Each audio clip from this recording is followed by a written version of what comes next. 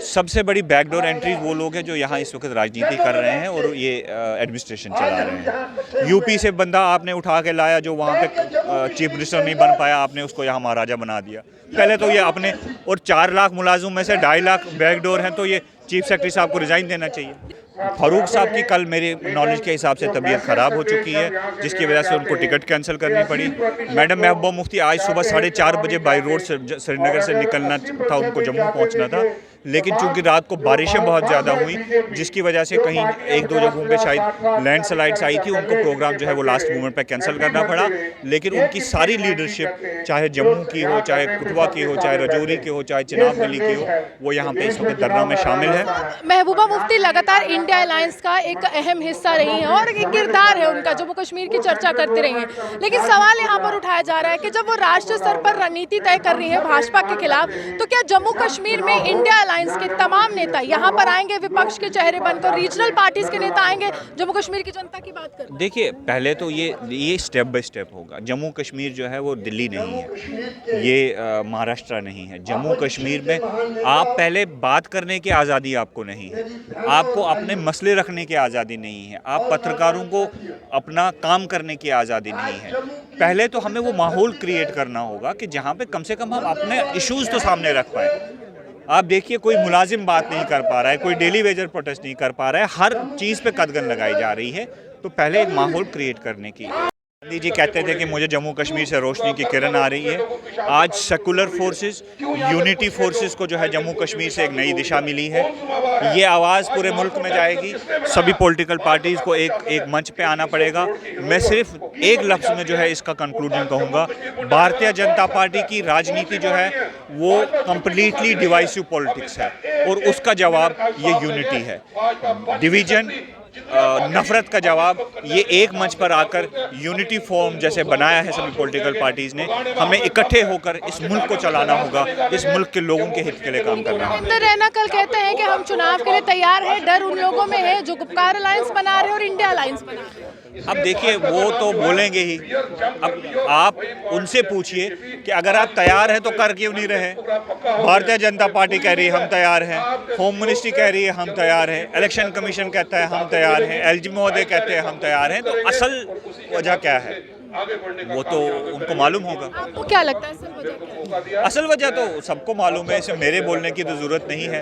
इनकी ज़मीन खिसक चुकी है, इनकी कुर्सियां हिल चुकी हैं और इनका जो कॉरपोरेट सेक्टर यहाँ पे इन्वॉल्व हो चुका है, उनका इंटरेस्ट अभी वॉच होना बाकी है। उन्हें मालूम है कि चुनाव होंगे, भारतीय जनता पार्टी बाहर जाएगी। जिन लोगों को ये बाहर से लेके आए हैं कमीशन खा के, उन लोगों का इंटरेस्ट कौन वॉच करेगा? जम्मू कश्मीर में पीडीपी के चुनावी सरगर्मियों में उतरेगी, चुनावी मैदान में उतरेगी अगर चुनाव होते, क्योंकि लगातार भाजपा आपको बाइकआउट के लिए जाना जाती है। नहीं, देखिए, हमने एक चुनाव को बाइकआउट किया है। हम पॉलिटिकल राजनीतिक दल हैं, हम इलेक्शन क्यों नहीं लड़े? 370 का जिस तरह से मामला सुप्रीम कोर्ट में है, कुछ उम्मीद है कि वापस देखिए, आएंगे? हमारे लिए 370 का मामला जो है वो हमारा जो बेसिक करैक्टर है जम्मू कश्मीर का और बेसिक इशू जो है वो 370 है इस वक्त। हम उसके लिए सुप्रीम कोर्ट में भी लड़ रहे हैं, हम सुप्रीम कोर्ट के बाहर भी लड़ेंगे। फैसला उलट आया तो क्या करेंगे? रणनीति बदलेंगे? इसमें रणनीति की आप पहले ही क्यों सोच रहे हैं कि जब फैसला आएगा उसके बाद सोचा जाएगा क्या किया जाएगा। हमें तो उम्मीद है कि हमें सुप्रीम कोर्ट से ही सही डिसीजन आएगा। महबूबा मुफ्ती यहाँ पर नहीं है, उनकी गैर मौजूदगी, डॉक्टर फारूक अब्दुल्ला नहीं है, गैर मौजूदगी, बहुत से सवाल उठाए जा रहे हैं। देखिए, इसमें सवाल उठाने की जरूरत नहीं है। फारूक साहब और महबूबा जी इस धरना का हिस्सा थे और उन्हीं की तरफ से ये प्रोग्राम दिया गया। फारूक साहब की कल मेरे नॉलेज के हिसाब से तबीयत ख़राब हो चुकी है, जिसकी वजह से उनको टिकट कैंसिल करनी पड़ी। मैडम महबूबा मुफ्ती आज सुबह 4:30 बजे बाई रोड से श्रीनगर से निकलना था, उनको जम्मू पहुंचना था, लेकिन चूंकि रात को बारिशें बहुत ज़्यादा हुई, जिसकी वजह से कहीं 1-2 जगहों पे शायद लैंडस्लाइड्स आई थी, उनको प्रोग्राम जो है वो लास्ट मोमेंट पे कैंसिल करना पड़ा।